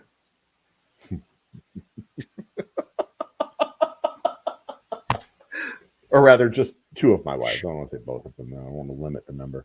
What about lobster? See, Tuna wants to know about lobster. I'm okay with lobster as long as the tails. I don't want to work for my. I don't want to have to work for my food. If I have to work for my food, I'm going to go hunt it. I mean, I don't want to order food and have to work for it. So lobster tail, I don't have any problem with lobster tail. Lobster tail actually tastes really, really, really good. It's like a big giant crawfish. It's a giant crawfish. It tastes kind of like shrimp crawfish. I like lobster. Lobster's great. The food of prisoners and kings. Big fan of lobster. Anyway, but yeah, we could do that. Yeah, our Valentine's Day episode where I have two women serving me. We could. That could be the. We could make that whole episode the love episode where I give dating advice and relationship advice to people. That's what we'll do. We will design. We will set up the Brussels sprout show to be the Love Doctor episode. Okay.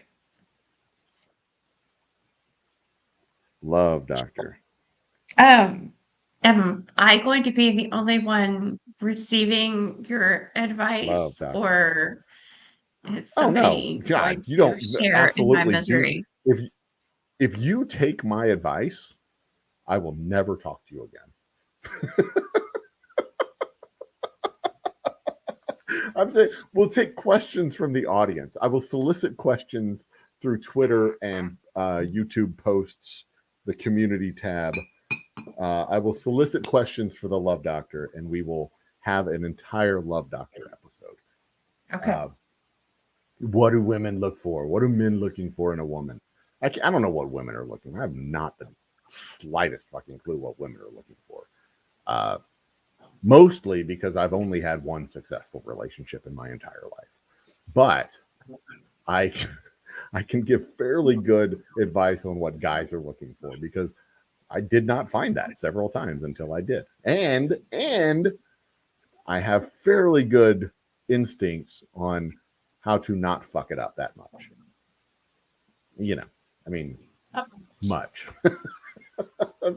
Not too much. I can fuck it up a little bit, but don't fuck it up too much. If you fuck it up too much, then you're out on your ass. But just fuck it up a little bit, you're fine. That's how it works. You got to fuck it up a little bit to give her something to fix. Because if she doesn't have anything to fix, then she gets bored, and then she goes and looks for another guy who is flawed, and they fix us in. So you have to take your perfection and couch it just a little bit, and then every once in a while break a plate, something like that, just to make her understand that you're not perfect. You have to convince her that you're not perfect, and that's the challenge. I'm going to get kicked out of the Council of Men if I keep this up. I do not need a challenge. It needs to be reformed. The Council of Men needs to be reformed, is what I'm saying, but it doesn't need to be destroyed. And the best way to reform it is to improve it from within and not to destroy it. Because if you destroy it, then all kinds of chaos is unleashed. But that's for a whole nother episode. I'll have a series of videos next week discussing the Council of Men. Anyway, what was I talking about? What are we talking about right now?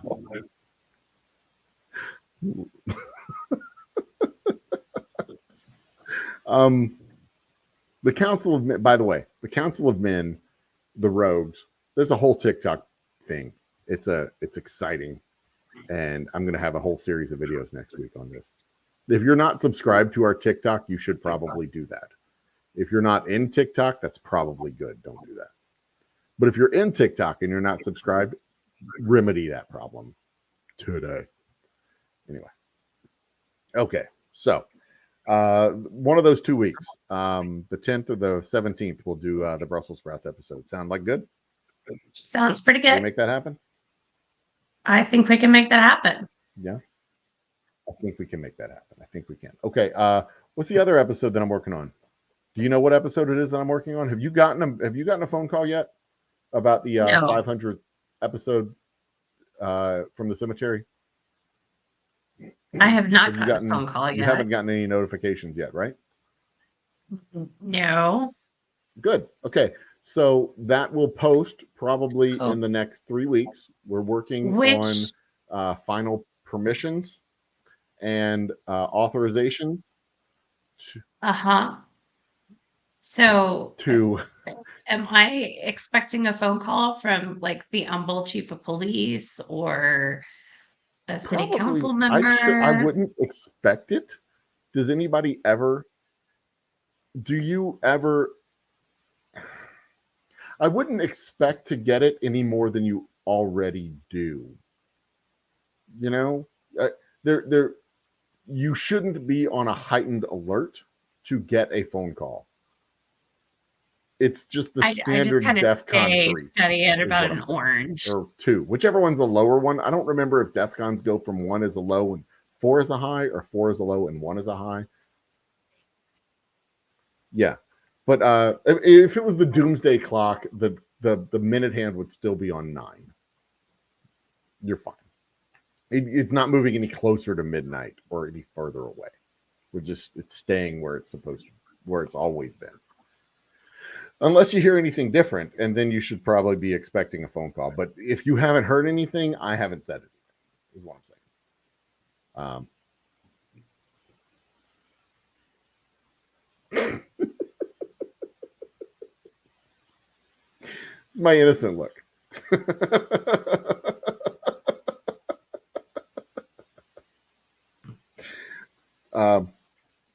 So that said, I would expect the cops to be good.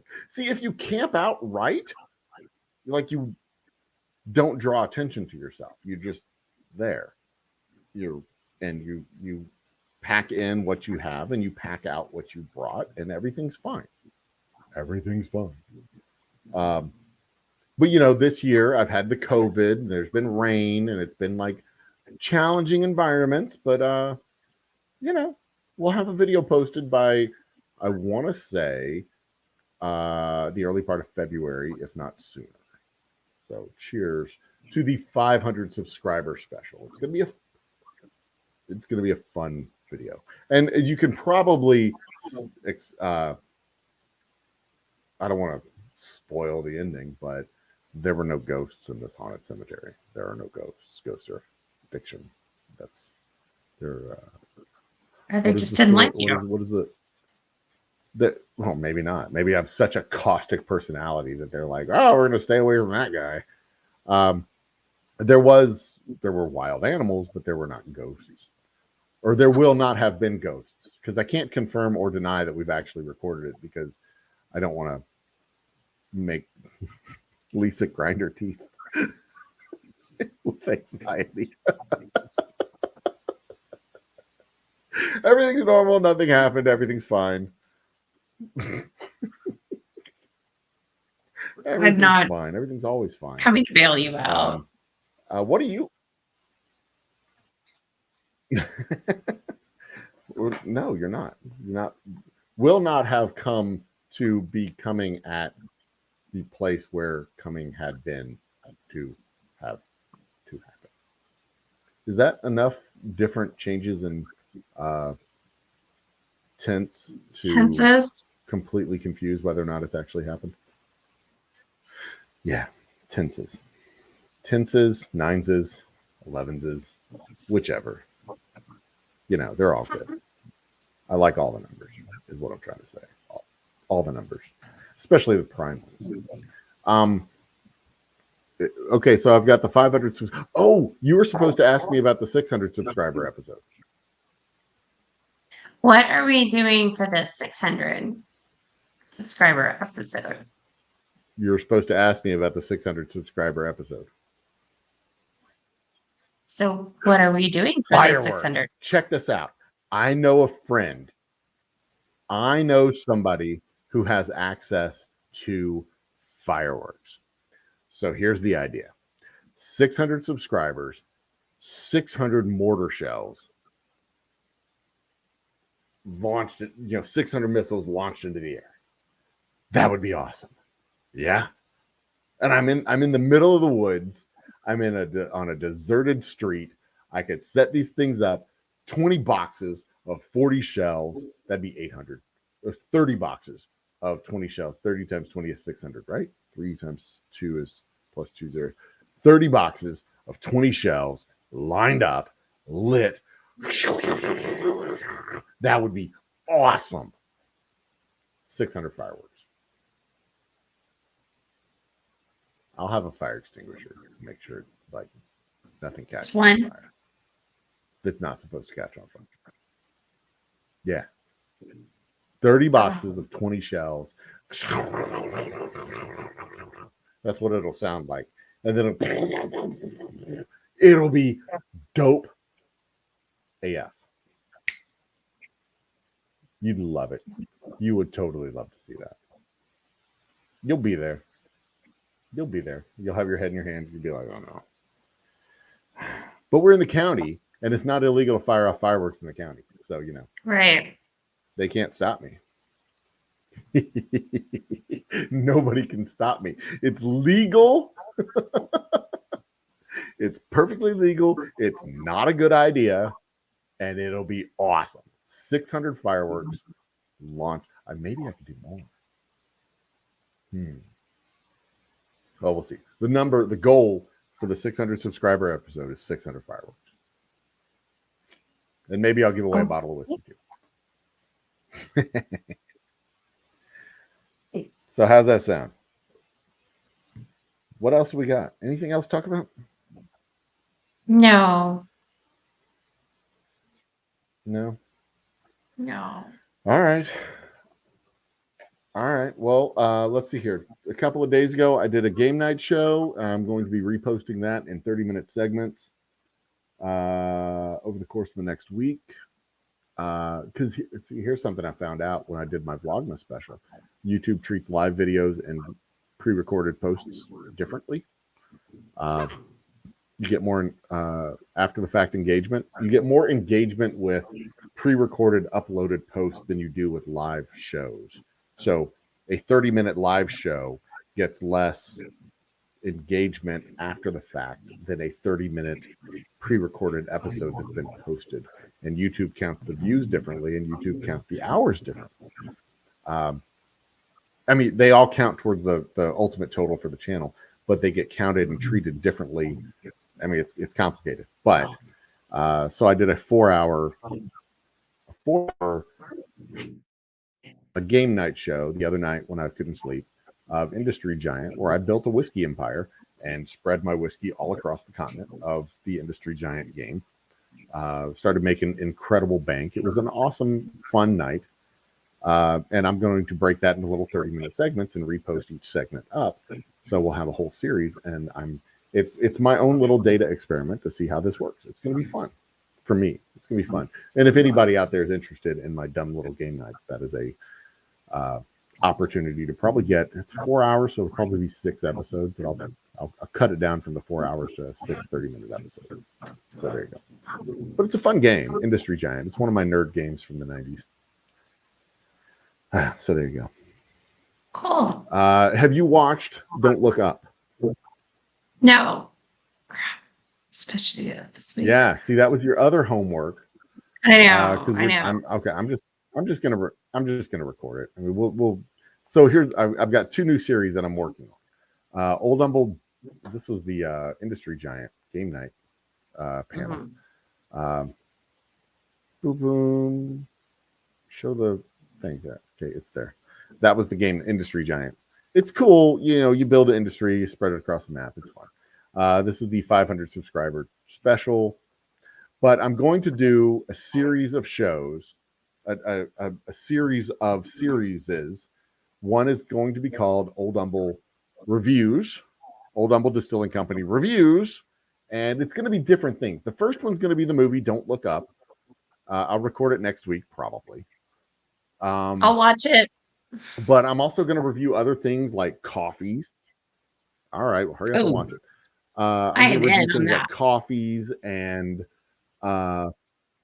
Yeah, I mean, just review things like Brussels sprouts, but a general review show, movies, TV shows, coffees, foods, places, things, experiences, old humble reviews, little 30-minute shows, not anything like in depth and exciting or in depth and hard hitting, but just like easy 30 minutes. It's not going to take an hour of your life. It's going to be an easy view, depending on the quantity of data that we're assimilating.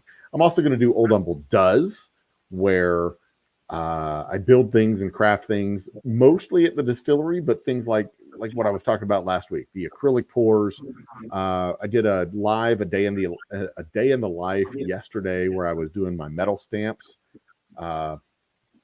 for the Humble Whiskey Club bottles. You haven't seen this yet, but look at that little medallion. You see that? Isn't that beautiful? Yeah. Very nice. So the stamp finally came in. I did the unboxing yesterday. Live, and I stamped out probably 50 of those little medallions. And I mean, take a 3-pound hammer, stick a metal, dunk. And then I do it again and again and again and again and again. 3-pound hammers get heavy after a while. But I also realized that I need something even heavier. So next time I do it will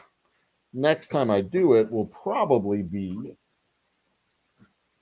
smacking it down with this thing, because one hit, I really need to knock that damn thing in one hit.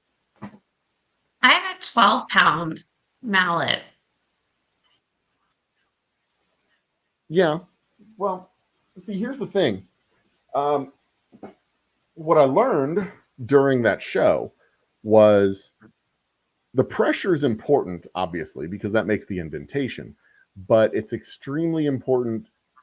It's even more important to do it with one shot, because if the die moves even a little bit, it can create a shadow effect. If you're off by just a little bit, it kind of creates a smear, a shadow, a little a second set of lines. And that doesn't look particularly good. It doesn't look that bad, but it doesn't look particularly good. So if I can take the mallet or the dumbbell or the mallet or whatever it is and just lift it up and drop it, lift it up and drop it, and lift it up, and just one time, just smack it down with 25 pounds or 30 pounds or whatever it is, one time, give one good indentation, perfect. So I'm about halfway through with the project. So the next thing I'm going to do is build this rig and see if I can make it happen. That's going to be a whole nother thing. Otherwise, I just smack it with my 3-pound mallet. The other thing that makes me nervous is when you're holding the die, because it's just a little metal thing like that, and you smack it right on top, bip, bringing down a 3-pound mallet. I'm really worried I'm going to miss, because in a perfect world, I mean, I don't use my left hand for anything in particular, but in a perfect world, I'm not hitting my left hand with a 3-pound mallet. I would rather avoid that event, as most people would, I presume, prefer to avoid hitting themselves with a 3-pound mallet. So there you go. So those are some things on the horizon that'll be coming out in the next several weeks. And of course, the Mini Music Fest on March 5th. Live music streamed from the distillery, and probably the first step towards moving towards the Happy Hour 3.0 show that'll be on Saturday afternoons and posted up on Thursday evenings. Replays posted out on Thursdays, probably. Well, I'll figure out how to make that happen. Maybe we'll record it on Saturday and post it on Thursday. I don't know. Anyway, we'll see it. We'll see how it works out. What does Tuna have to say there? Stamping most that you were glorious. stamping. Yeah, did you? I don't remember. Tuna, were you in on that? Did you pop into the live feed yesterday? I can't remember. Yeah, you were. You Tuna popped in early. It's there on the channel if you didn't see it, if you didn't catch it. It's really cool. Anywho, Lisa, plug some shit so we can get out of here.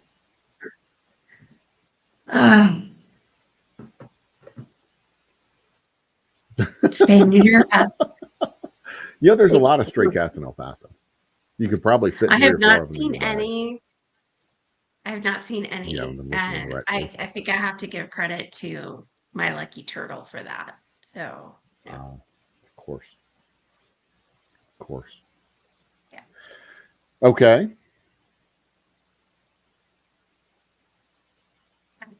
Brian Setzer lives in.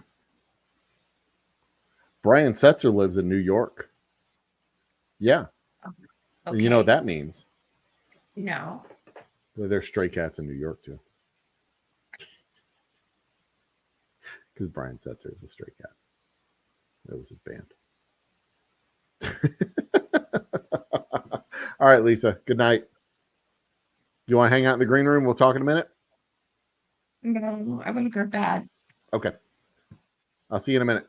Ladies and gentlemen, brothers and sisters, children of all ages, thank you so much for tuning in to this 17th installment of the Old Humble Happy Hour 2.0. Really do appreciate your support.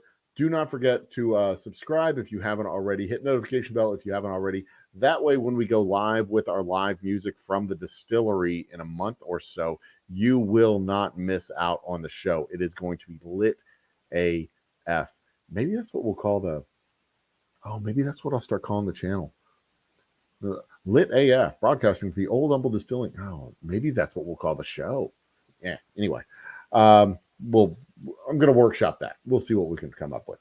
You can find us in stores all across the state of Texas, including Austin, Dallas, San Antonio, Fort Worth, Houston, of course, Pasadena, Beaumont, El Paso. I don't know if we're in stock in El Paso, actually. We may not be able to find me in El Paso, but definitely in Lubbock and all of the places. Thank you again for tuning in. We appreciate your support. We appreciate your interaction. Tell your friends and come out and see us when you can. Cheers and good night. That's the one.